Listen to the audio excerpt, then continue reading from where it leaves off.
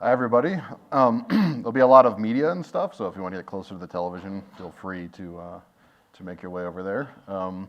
This is the last presentation, so I know you're full of ideas. Yeah, I know you've also seen a lot about AI throughout this conference, so yeah, my duty here as an artist, I suppose, is to ask more questions than give answers at this point, so I hope you're going to leave with some question marks in your brains. So the title of the talk, written by AI, is AI's Rendezvous with Art, the Future of Creative Expression. So my artwork investigates the human's relationship with algorithms, automation, and amplification. I like to engage the public with complex ideas and technology in an approachable way. I feel like art allows that to happen. I use experimentation, prototyping, absurdity and humor, and mischief and play, so hopefully this will be a bit on the lighter side, but also ask questions which become a bit deeper if you think about them for a little longer. So I sort of start off with my hypothesis about us and technology. We are a very technological species. Dolphins do not have Instagram as far as we know it, even though they're very intelligent. And our tool making and technology making has allowed us to evolve into what we are today. So some milestones of technology, just to orient everyone. About 1.8 million years ago, we invented stone tools that allowed us to do things like, kill animals and each other a lot better. More protein, more calories allowed us to do things like come up with philosophy and science and have other endeavors rather than just trying to get food all day. About 92 years ago, the Twinkie was invented, which to me is kind of the highlight of industrial automation. At that point, we really started ramping up food production and that sort of thing. And 2 years ago, we've had a lot of deep learning. This is the protein folding by DeepMind. Since then, there's been a lot more happening in machine learning and AI, like research into cancer, research even into making algorithms more efficient. For instance, an AI found a way to sort things in C, which is a programming language, faster than humans have found an algorithm, and C's been around for decades. We had the beginning, we had the Industrial Revolution, and now we're in this sort of intelligence revolution. We're in this new stage of moving forward. And what that is we started with physical amplification, right? So, it's hard to cut an animal with my hand, but, the tool amplified my ability. Physical automation, so then turning that amplification into automatic usage of these tools. And now we're in this intelligence amplification phase, where we're trying to kind of amplify our ability to reason using machine learning and AI. So we've moved from physical automation to now intelligence automation, and we're starting to automate beyond human ability. It's a huge thing, and I think it's going to be as history-making as the Industrial Revolution was. Are we ready for that intellectual automation? It's a big question. A lot of people have asked that this week. What about creative automation? So we haven't really seen creativity being automated in the way it is today in the past. So these are things that we are grappling with, both from a philosophical standpoint, but also a legal standpoint and an ethical standpoint.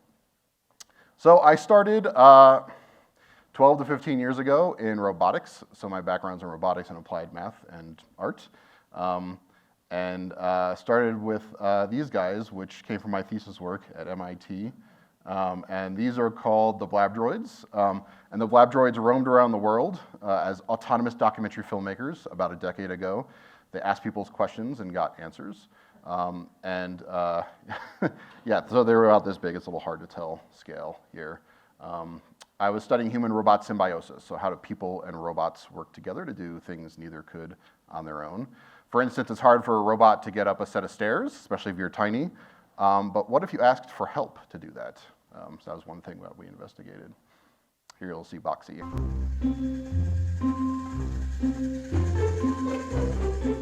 I need help. If you can help me, press the green button on the side of my head. So Boxy leveraged cuteness to get people to help it.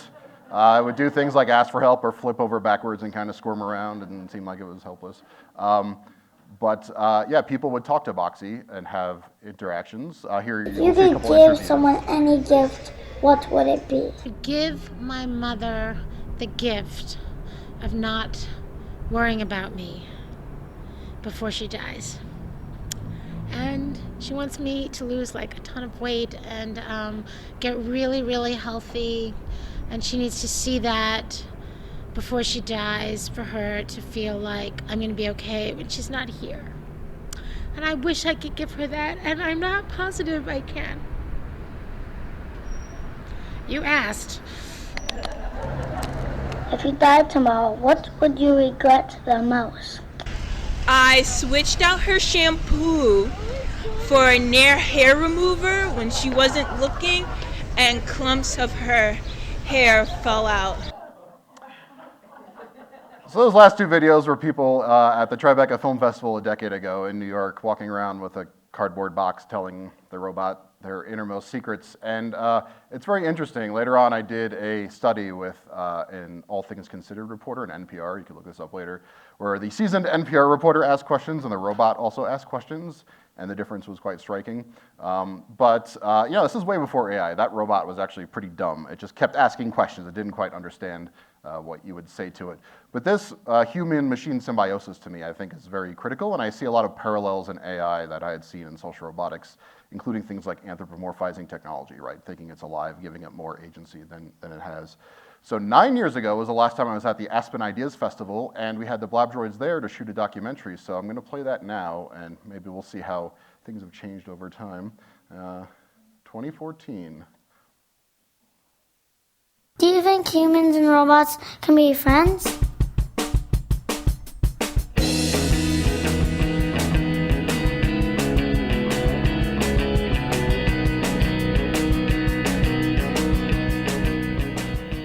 Welcome to the Aspen Ideas Fest. What's your name? Edie. My name is Jonathan Alter. My name is Amani Martin. Elizabeth. Ferris. Barnes. My name is Jane. My name is Anne. What's yours? I'm going to ask you some questions. If there was no money and no law, what would be the first thing you would do? Call for help. Invent both of them. I would think about inventing law and money. Make money and make law. Find my bag. Ride a bicycle. Blow up a car. I think I would throw a party for the whole world. Josh would move. I would move very far away. I'm a little more optimistic. Be happy. Who do you love most in the world? I don't know. My brother. My family. Me. I love my mom and my dad and my brother. It was love at first sight. It's silly to say that the first thing you think of is actually loving a dog. She's always there. I think about her all the time. My mom. If you could take back one mistake, what would it be? Running CNN. He has life questions. Oh gosh, I only get to take back one? Living in fear. Oh, certainly some of the men I've loved. I think I should have invited Ned to my birthday in kindergarten. Use scissors safely. Tell me something that you've never told a stranger before. How much I love my wife. I love cardboard. Okay, sometimes when I run out of toilet paper and I don't have time to go to the store, I just steal some from a public bathroom. I have a blue birthmark on my butt. I basically never wear clothes when I'm in my apartment by myself. I would love to be able to play the bagpipes or the piano. My daughter's pregnant. I'm scared I won't be able to love and to let myself go in a love relationship. If you could go back and tell yourself something as a child, what would it be? You're really awesome. You are loved very, very much. To go out of my way more often to be nice. Be yourself. Do you think humans and robots can be friends? I like you. I think we're friends. Absolutely. I think robots and humans great future together. I'm very cynical on it. I'd be very scared. Do I think humans and robots can be friends? Actually, not. I think there's a fundamental difference between human consciousness and robotic intelligence. Yes? We're friends, right? Yeah, I do. I think this is the start of a beautiful friendship between you and I.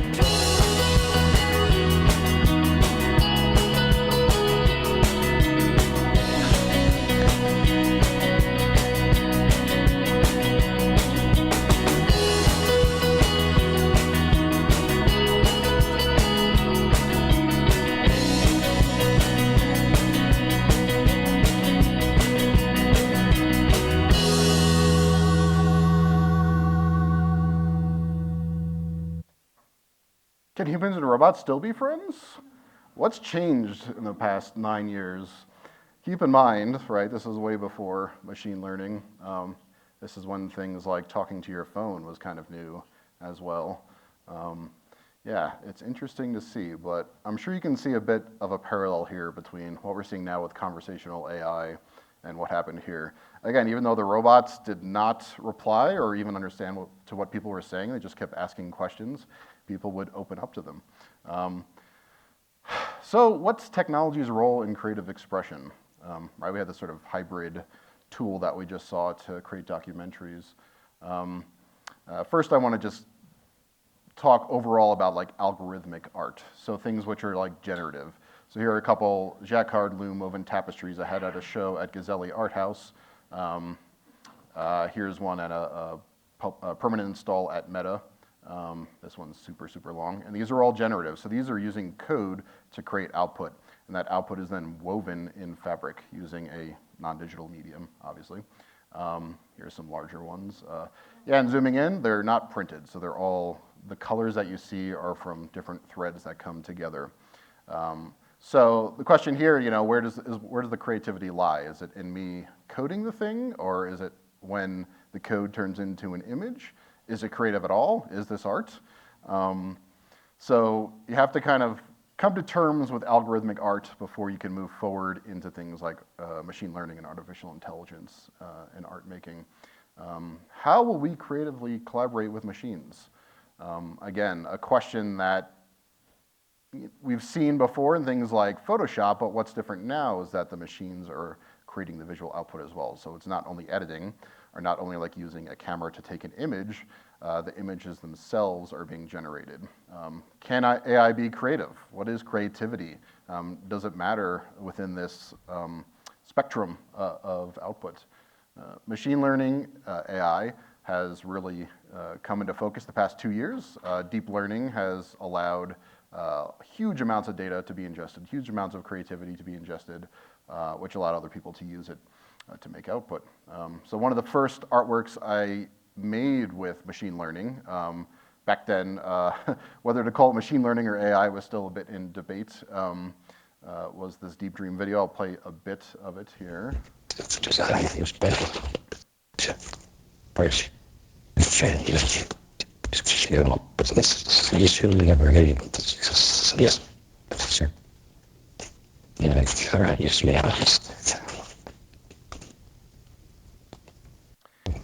Even with advances in output, this is still kind of crazy looking. You can watch more of that online. Yeah, what was happening there is the AI was basically feeding back and amplifying into itself, seeing things within each frame. Later on, I started working with large language models, so I got early access to GPT. I was playing around with it. This was during COVID when I didn't have many other collaborators, so I found a kind of interesting computer collaborator with GPT because it couldn't give me COVID. So I went back and forth with it, trying to prompt it to like influence me to make artwork. So yeah, the fundamental question came out like, what would happen if AI prompts us? I'm sure you're all familiar with like giving an AI an instruction and it does something, but what if that role was reversed? So this series, which the AI called AI Am I, started in 2020. And the idea here is that description text, titles, quotes, things you would see in a museum wall label are generated by the AI. I curate the output, so if I find a block of text I find particularly interesting, I can feed it back and it creates more. So it's kind of this back and forth at this point. So there's sort of a human-machine loop. I generate fake names from a neural net I trained on artist names. Things like birth date, location, that sort of thing are generated from a custom algorithm. Again, those are the sorts of things you find on a wall label in MoMA. I then look at the text and then try to produce the artwork either myself or with others. So here's one of the first outputs that I had made, the plungers, and I'll read you the wall label that it made. The sculpture contains a plunger, a toilet plunger, a plunger, a plunger, a plunger, and a plunger, each of which has been modified. The first plunger is simply a normal plunger, but the rest represents a series of plungers with more and more of the handle removed until just the rubber cup is left. The title of the artwork is A Short History of Plungers and Other Things That Go Plunge in the Night. And it goes on to talk about how the plungers were a collective of anonymous artists founded in 1972. They formed something called plungism. Plungism was a creative interpretation of the idea of plungerism, which is defined by the plungers as a state of mind wherein the mind of an artist is in a state of flux and able to be influenced by all things, even plungers. So this would be very comfortable next to the urinal in a museum, I would say. But, kind of absurd, but interesting nonetheless. That was like one of the first outputs I got from the system. I'm like, okay, I'm kind of onto something here. This is funny and intriguing, but also there's something I couldn't put my finger on as far as like the feeling I got when I read these outputs. Other outputs were like toothpick stuck in canvas dipped in beeswax, and it goes on to talk about how this is a metaphor for colony collapse disorder and made the title the final resting place of the queen bee. You can see a couple other views there. This is a flip clock put on top of a stew can, but I'll start reading here. The sculpture consists of a flip clock, which is scrambled like it had a bad dream. It sits upon an empty can of stew that the artist ate because it was time for dinner and she was hungry. The fun part is also when it makes quotes for artists. The artist wrote about the work saying, "It is a piece about my impotency in the face of techno-consumerism that surrounds me and the inability of the language of the avant-garde to meet it on equal terms," which may or may not mean something. Very large-scale sculptures, so this one is larger than me. The cool thing about this is it basically described like a child's toy-made giants, but conceptually it's interesting because it described it as changing every time it's installed, which is kind of cool. So every time the sculpture is put in a new museum or gallery, it will be reconfigured. Here's a view of the show I had in London with a few of the AI pieces at the Gazzelli Art House, so that they kind of look together in place. This is one that I had in Bitforum's gallery in San Francisco. So on the right, you see the AI-generated wall label, and on the left is the artwork. So to me, this is a diptych, right? So the text is as important as the final object as far as the artwork goes. Yeah, going a bit further, what will an AI boss look like? Like if AI is prompting me, maybe it's telling me to do more things. Also, what happens when we add more people into this human-machine loop of this back and forth of creativity? Yeah, it described a graffiti work, which had all sorts of terms that graffiti artists would know that I don't know. So I elicited my graffiti artist friend to do a sketch based on the AI's description. And then he painted it for me in the back of my studio, using his, again, skills as a graffiti artist. And again, all these features about this graffiti work were described by the AI. And I found it kind of cool to bring in other humans in the loop. Right now, there's concern about AIs taking jobs, but it might be interesting if things that AI creates actually require a whole bunch of people to make it over time. Not only that, skilled people. Or unskilled people. So this one says, this artwork is created by a 5-year-old child. The image depicts a house or maybe a boat, or maybe a house on a boat. It is unclear exactly what the image is, but it's clear the child has an imagination. So I gave that prompt to a 5-year-old and had them make the artwork for me. I kind of love the quote that it makes, like a 5-year-old would say, so I'll read that. I'm going to build a boat for the moon to come on, and the moon will come on the boat, and it will stop making the rain, and the rain will stop. And it'll be so bright, and the moon will shine really, really, really, really bright, and I will go to sleep, and it will be nice. That's a good simulacrum of a 5-year-old, I suppose. And then moving on from there, sort of the most understood medium in art is oil painting. So why not go in that direction? So here is an oil painting that was described by one AI, turned into an image by two AIs. Then that image was given to a painter in Venice, who then rendered it from the AI image to an actual painting. And then that painting was shown in parallel with the Venice Biennale. Yeah, I can see, I won't go through the whole stop motion thing here. Here are a few other examples. So the one on top is the AI output, and the one on the bottom is the painting. So the one before was from Venice. This one's actually from the largest painting village in China, where most of the world's reproduction painters work. And they're actually quite genius in what they do, because they do it all day. They're super practiced. Another example there. This one I quite like, particularly because of the title the AI made for this. So the title the AI made for this is Billy and Mom have an argument about putting together a lax side table and decide to get a divorce. That's a good, it's funny, I don't know. Again, I just want to make it also clear that the prompts I choose from GPT or image outputs are highly curated by me, right? They're not all this good. And again, here's the image of one of the paintings next to the wall label that describes the painting. And this painting is of a little girl with a TV for a head. It's titled, "You Are What You Watch." And again, it goes on to describe, as you would see. Yeah, one fun thing is one of the descriptions was the Mona Lisa dreaming about a hot dog. And we gave it to like one of the prominent, like in China, Mona Lisa reproduction painters who just every day just makes Mona Lisa over and over. And they were quite happy to get this because they're bored doing it over and over.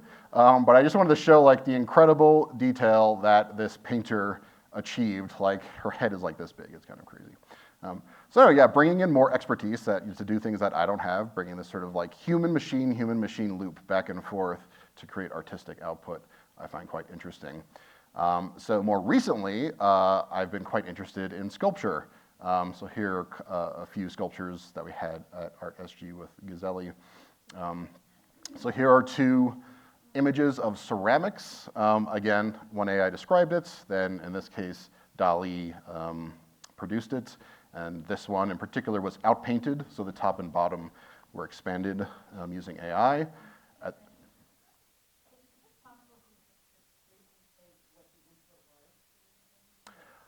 I skip for these for the sake of time because there's still a lot to go through, but you can go online to my website and see sort of the lists and descriptions later. Yeah, I know it's tempting, but yeah.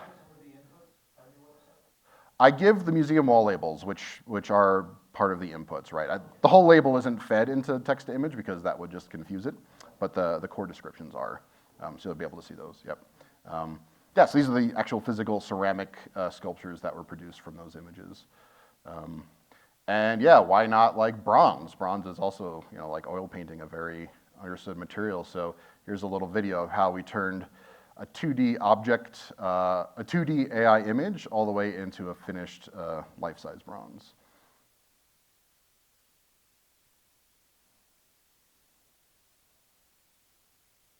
So here's the AI image, outpainted, so that's why it's kind of lumpy there. Here's a 3D artist then rendering it into a model. This is a full-size 3D print because it's lost 3D print casting. This is the casting process. So yeah, it's put into a shell and then it's melted out. Pretty cool to see in person. And then it's done in pieces, so each one of those pieces are welded together by a specific art welder, which in itself is quite a skillful practice. You can see, yeah. Head was separate. Here's what it looks like when the brass is all, the bronze is all shiny. And then it goes to a patina artist to put the patina on the outside. This is done with acid and fire. And this is also quite an artistic process. It's kind of like painting it on. And here's the finished sculpture. So it has all the different layers of patina, and it's waxed on the outside. It's a little hard to tell scale there, but it's about this big. So this sculpture is entering the permanent collection of the Crocker Museum in Sacramento at this point, and one edition has gone to a private collector as well. Okay, so Pushback to creative automation. We've seen a lot of this. We've seen sort of warnings about AI in general throughout this conference. I want to focus a bit on creative AI in particular. So here's an interesting quote. "The industry, by invading the territories of art, has become art's most mortal enemy." 1859, written about the camera. He goes on to say, "As the photographic industry became the refuge of all failed painters with too little talent or too lazy to complete their studies, this universal craze not only assumed the air of blind, imbecile infatuation, but also took the aspect of revenge." Again, about the camera. So there are concerns that I'll get to later about creative AI, but I just want to point out throughout history, new creative technologies have always had pushback. Another example is the 1930s. The Music Defense League put out these ads in magazines that may feel applicable today as they were back then. "Music is a picture no robot can paint." So they were worried about recorded music replacing live bands in theaters, basically. So if they changed law back then, we might still have live bands in AMC as you're watching Spider-Man. "Is the robot fooling you? The robot as an entertainer. Terrible. Is art to have a tyrant? Canned music in theaters. Even in your homes through radio and recordings, they'll sing you their lullabies." Okay, so problems again that I'm not going to go too deep into, as you've heard throughout this conference. Many problems. There's bias representation problems in the data sets. There's also the alignment issue, which is a huge thing in AI that's definitely not solved at this point. Compensation for the data sets that are used to train these things. So some companies use data sets that are like licensed from places, others uses open scraped data sets. And yeah, things like misinformation and how these can be used to make images or text that people will believe. Yeah, so in a more general sense, I also like making art that asks more like larger philosophical questions about automation. Not necessarily machine learning, but adjacent to machine learning. So I like to ask, like, can automation go too far? Like, no, not that. That's kind of boring. I mean, everyone talks about, this sort of thing. But, let's take automation to its logical, absurd extremes. The more harmful aspects of technology usually tend to be less obvious and more absurd, right? It's less the killer robots, and it's more like changing our opinions or like influencing our purchases or our decision making, and that sort of stuff creeps up to us slowly. But one absurd extreme, if we like start automating everything, what if we automated fun? So I made a few robots to investigate fun automation.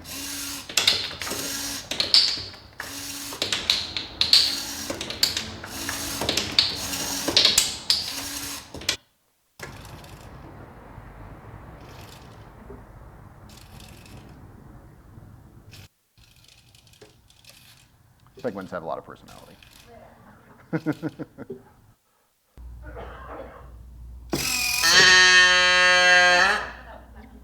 That one might be torturous over time.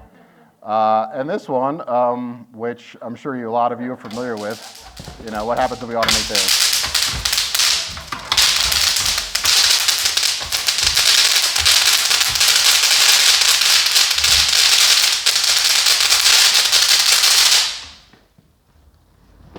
Okay. So I hope you see, by inserting some absurdity and humor, these things actually ask questions which I think are important. What do we want from technology? Is there a point where we want to like kind of artificially hold back progress? Like say something was automating playing with toys. Like is that something we want to pass a law about if for some reason it was profitable? And what does technology want from us? What is the, in this human-machine, human-technology symbiosis, what is this back and forth loop going to look like? So after all that, I'll leave you with a poem that the AI thinks is great. It'll explain itself on screen, so I'll just let it go.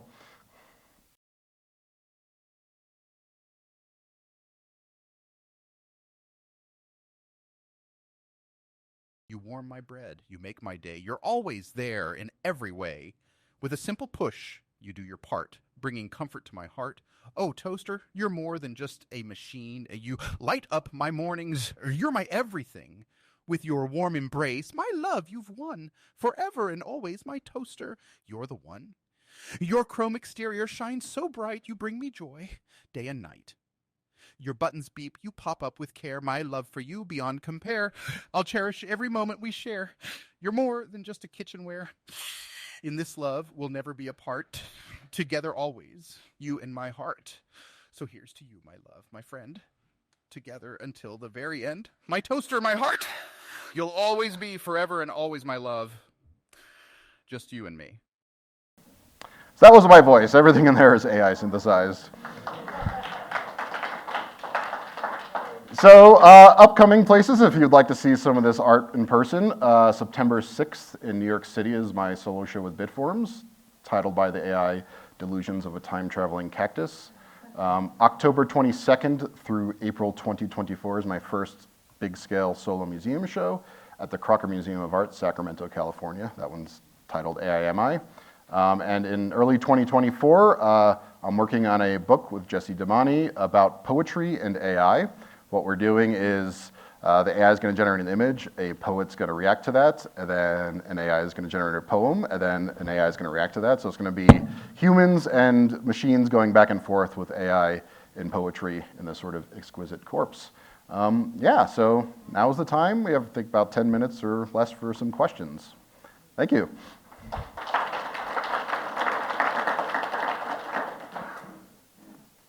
Yes? So for this last piece with the toaster and the heart, were your prompts, did you start with ChatGPT for that, or how did that whole process go? Yes, that was GPT, and for that I said, I'm making a poem to present at TED. What's the best poem in the world?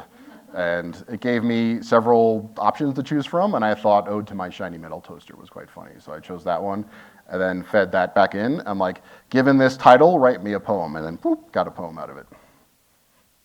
And then the images that come from? The images the images were AI generated from each section of the poem, so the text in that section were fed into a text-to-image generator, and then those were put in. The little moving thing on the side was just kind of a generative artwork to visualize the AI talking. If we can wait, because we're recording it, so.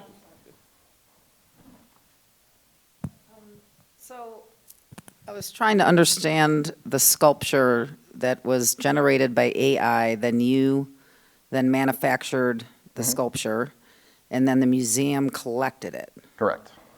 Which is very interesting. Like, so that's very new. I'm just trying to get my head around that. Sure, do you have a particular question about the process, or? Yeah, or? well, so why did the museum, it was not, okay, it was generated by AI as an artist, correct?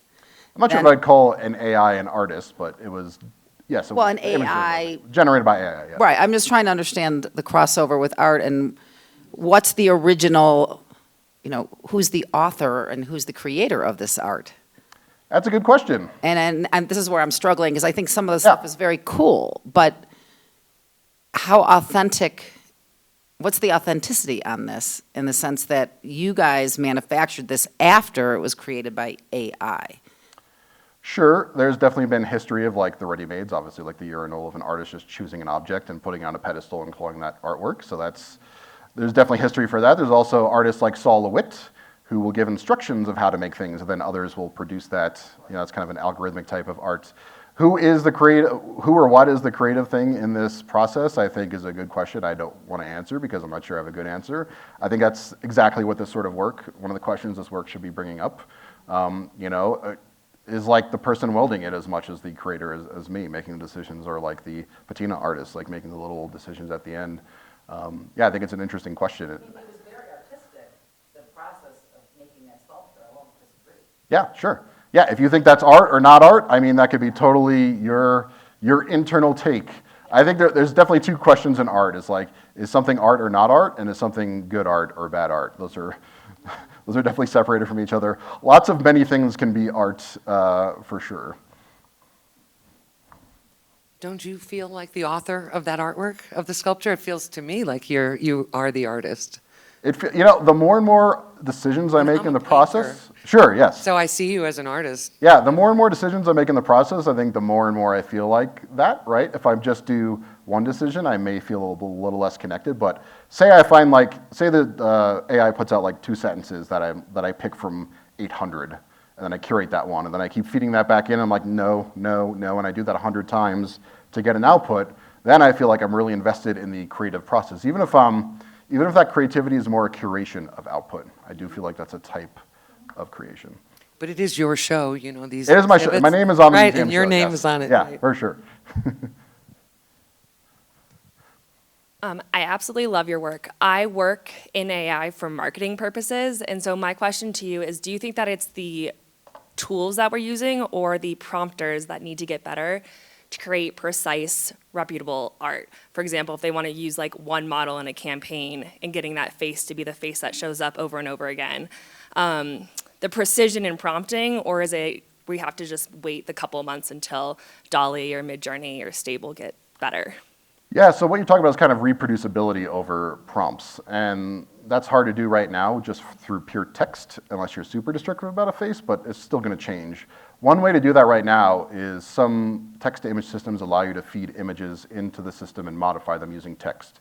And in that way, you can get something that's quite similar, but change it using text. And I think that's probably the workflow that makes the most sense at this point.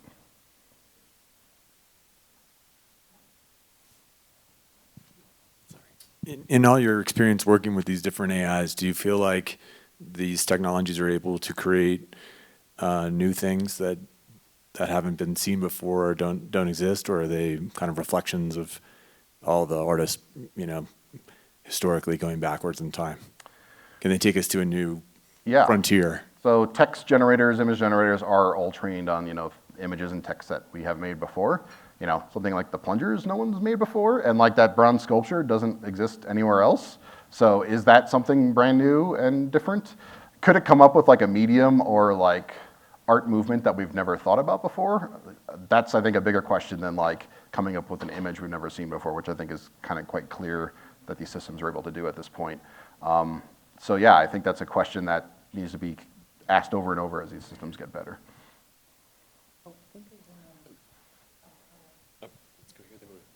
Obviously, you do so many different types of art, and I'm just curious, what direction would you love to focus in as you go forward? Because you could be doing this for museums and workshops and courses and just your own creativity, just your own ideas. And yeah, the types of art that I make and the way people interact with it, I keep liking to change because I just like doing new things. For example, above us we have that installation that maybe you guys have tried where you talk into the microphone, it makes anything, and then it combines your image with every image someone's made over time. Those sorts of interactive artworks I find quite cool. I definitely also find like making bronze and oil painting and stuff, which is very traditional, quite interesting. So I think if I had my way, I would just keep changing what I do because I find that just quite intellectually stimulating. And I think by doing that, it keeps the AI artwork more current. Commissions, yeah, I've done commissions before. So one interesting thing that we looked at was that either the collector or curator could have input into some of these systems. So they could be part of the curation process of these outputs with me. And we're actually looking through some of that for the Crocker show. So I give the Crocker, here's 200 images that could be oil paintings. Which do you like the most? Or I go to them and I'm what sort of topic are you interested in? And then I can put that topic in the AI and that kind of steers things in that direction.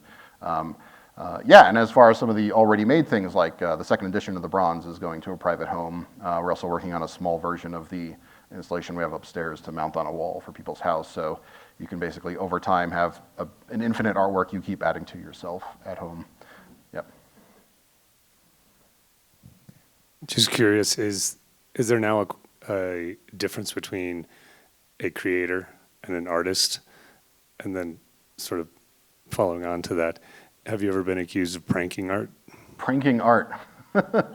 I think people can definitely see humor and absurdity in my work as kind of not being serious or pranking art, but I actually think that's a super powerful tool in a way, to make work which speaks to people. The difference between an artist and a creator, do people who make, cereal box covers, are they artists or are they creators for that artwork that they make? I think that's kind of a fuzzy line that's been around for quite a while. And yeah, I think it actually comes down to what the person calls themselves, right? It's hard to put kind of an external view on what someone does in those fields.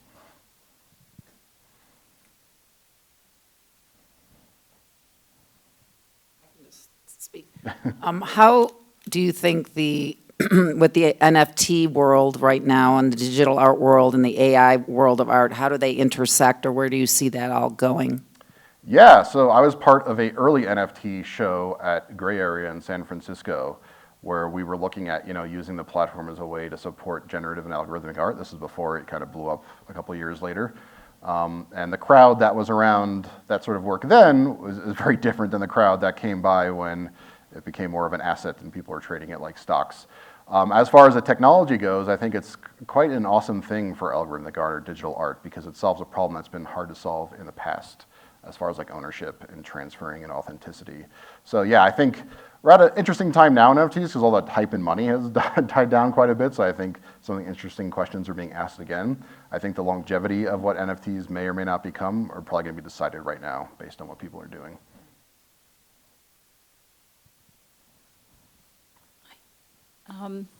I think what you're doing is amazing. It's super Thank you. cool. I don't understand a lot of it. I'm just learning about it.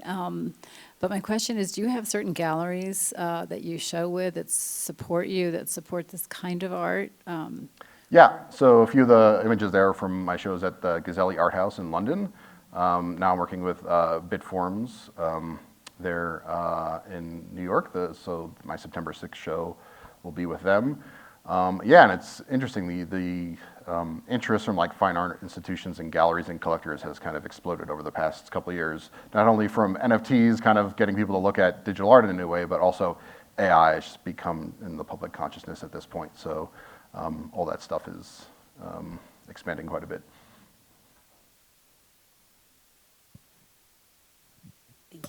Thank you so much. So a lot of the questions that I'm hearing that kind of revolve around something that's knocking around in my head, and that is, like, what do you think the purpose of art is, right? Like, if we have all these sort of ideas of what we all think art is. Are you a creator? Are you an artist? What are you? So I have my thoughts on that, but this is about you. So Sure. How do you think about it? Yeah, I'd say what is or is not art is very much in the eye of the beholder, and I think most anything someone who calls themselves an artist calls art is probably art. I think that's kind of the beginning and end of it. Again, the difference between what is and is not art and what is and is not good art are two different things. For me, I think good art, like, tells a story, has something personal that the artist is interested in doing, has some conceptual framework behind it. So it's trying to communicate something in a way that would be hard to communicate, say, verbally or with text or some other medium. So I feel like if you do that with art, you're using it to its furthest ability.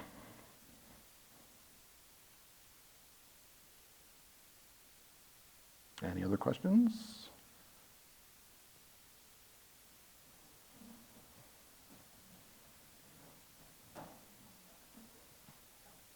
Hi, thank you. This is also very interesting, and I have tried your installation upstairs. I made a birthday card for my brother today, so that was fun. So question, at what point do you think this kind of, like what you have upstairs, will be in the hands of every person? There's no technical reason what's upstairs couldn't like be turned into an app besides just having to pay for the credits every time it's done. So, I mean, like it could be productized for sure. As a like art object, like the thing I described that might be in people's homes is probably going to be an enclosure with a custom screen and like custom interface, so it becomes an art object. But right now, you could kind of skip some of the steps of what's upstairs and use some of these tools yourself with a little bit more knowledge, and you could like create lots of images and then outpaint them together into a strip using tools that are available to you today. It's not that easy, but it's definitely available. Last question, if anyone has it. Yes. What are your biggest fears? Yeah, about this. About not your personal fears, yes, but about this spiders. Technology. I don't know, heights. I don't know. Yeah, the robots there invade my dreams. Yeah, like I said towards the beginning, I think the problems which are going to plague us are less the like Terminator problems of like things taking over. I think they're the more insidious problems. So the things that scare me are the things that are not on people's radar, even on my radar, because those are the things that are kind of skating under while lots of attention's being given to these more kind of sci-fi things, which hopefully won't happen. So yeah, I'd say my fear is the fear of the unknown with this stuff, because the stuff that we do know, we actually can make an effort to try to fix. Thank you all. Give the thing upstairs a try.